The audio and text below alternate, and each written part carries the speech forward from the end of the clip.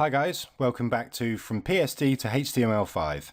My name is Dan Wellman, and in this lesson we're going to look at the most basic way of slicing out images in Photoshop, and that's using the marquee tool.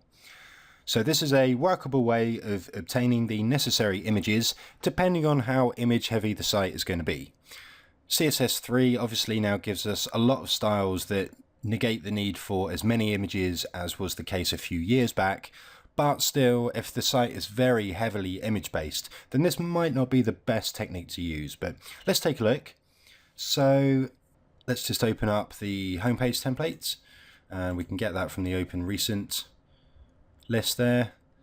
Ignore the font warning. So the marquee tool is this one here. And if we just zoom right in a bit, so that's obviously the Control Plus keyboard shortcut there.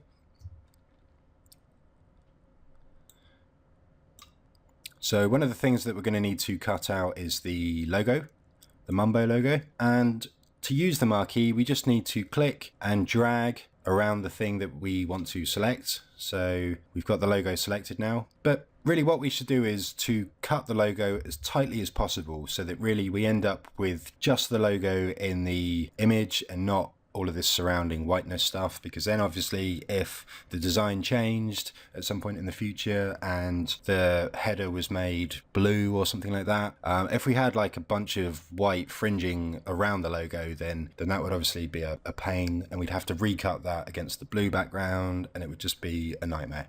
So really we want to make this as tight as we can. So I'm going to show you this now. I don't know whether or not you'll already know about this. It actually took me a few years, if I'm honest, before I realized that you could do this. And one time I was sat working with a designer and did this, and they said, whoa, I didn't even know you could do that. So if there's designers out there that don't know about this feature, then there's probably web developers out there that don't know about this feature as well. So I'm just going to explain it to you now. So what I used to do is think, you know, I've used the marquee tool, but it's not quite right. I better click somewhere on the page to turn it off, and then I'll try and line that up as best I can.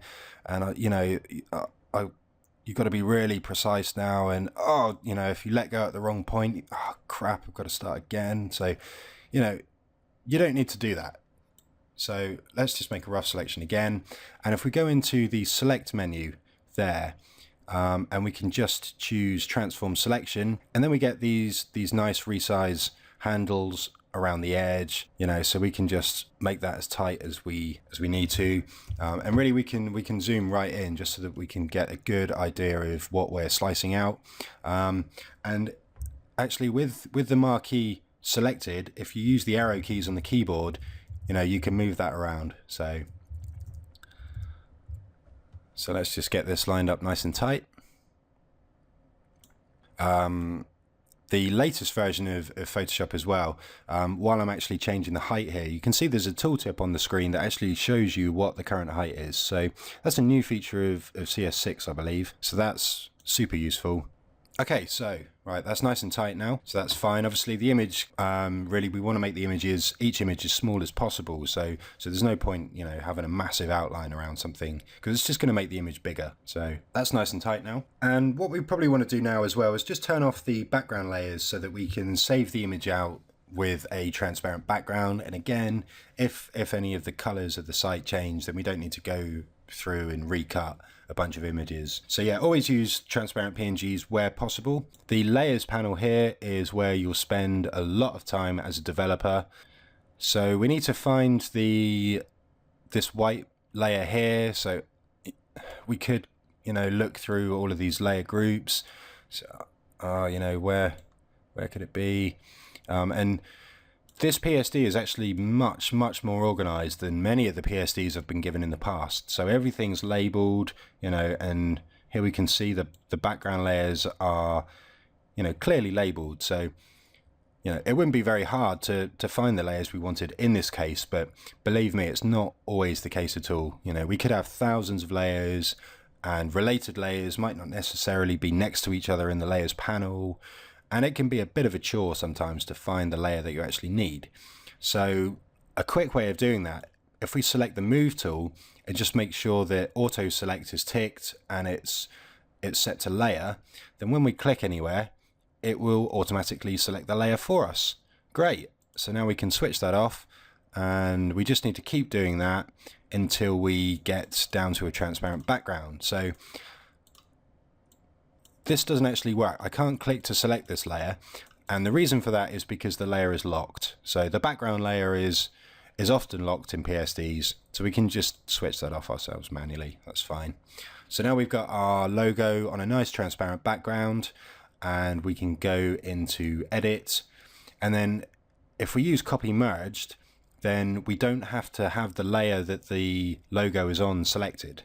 So we've copy merged. Now we can go to new, and we can just say a new document with a transparent background. It's already sized exactly correctly, and we just paste in the logo, and then we can save that out.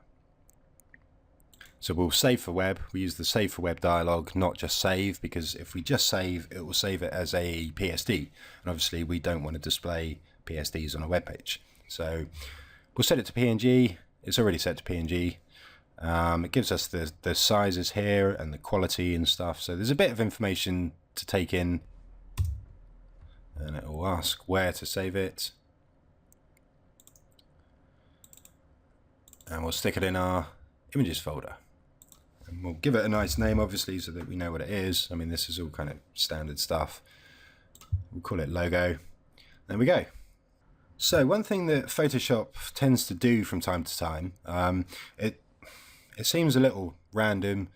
I don't know, maybe if it's a bug in the application, but if we zoom right into our logo here, we can see that Photoshop's automatically added like a feather all around the edge of our logo. So we've got some transparency now in the actual logo. And if we just go back to the original PSD, and we'll press Control D to deselect that, we can see that there is no feather around this. It's solid at the edges.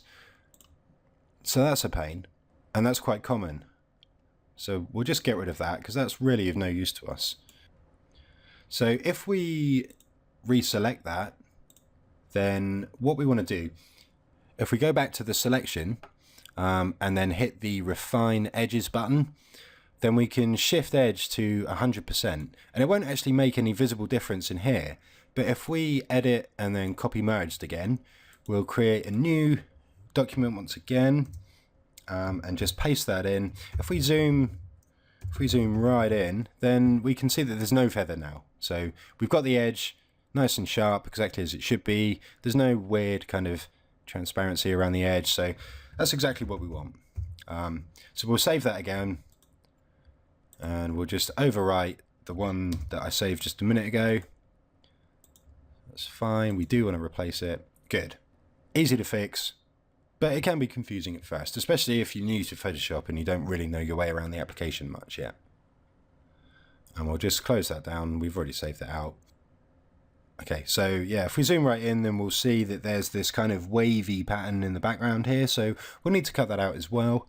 We probably want to hide a few of these layers up here just so that we can get a nice clean bit of the wave. And obviously, because it's a repeated background, we need to cut it right so that it repeats correctly. So we'll just switch off a few more of these layers. We'll just give ourselves a nice big working area here. And we'll just use the marquee tool again. And we probably want to cut from kind of the middle of one peak to the middle of the next peak. So I've kind of cheated anyway, because I've already cut this out once, so I know how big it needs to be, and actually it needs to be 162 pixels wide. So we'll go with that, and we'll just copy merged, go to a new file, and we'll paste this in, and then we can just save that out exactly as we did before. Save for web, we'll go with the defaults, and we'll call this one wave. So in this part, we looked at using the marquee tool to select an area of the page, and we can then copy that out to a new file and save it in the required format. So this is the most basic way of cutting out images in Photoshop. It gives us a high degree of precision, but it can be time consuming. So over the course of this whole lesson, we've only cut out 2 pictures. So if there were lots and lots of images to cut out, then that process would obviously take quite a long time, probably longer than it needs to. But With the PSDs that we're working from in this course, it would probably be alright to just manually go through and slice out all of the images using the marquee tool, because there aren't a great many of them. But in the next lesson, we're going to look at a faster way of dividing the PSD up in order to cut out more images at a time. Thanks for watching.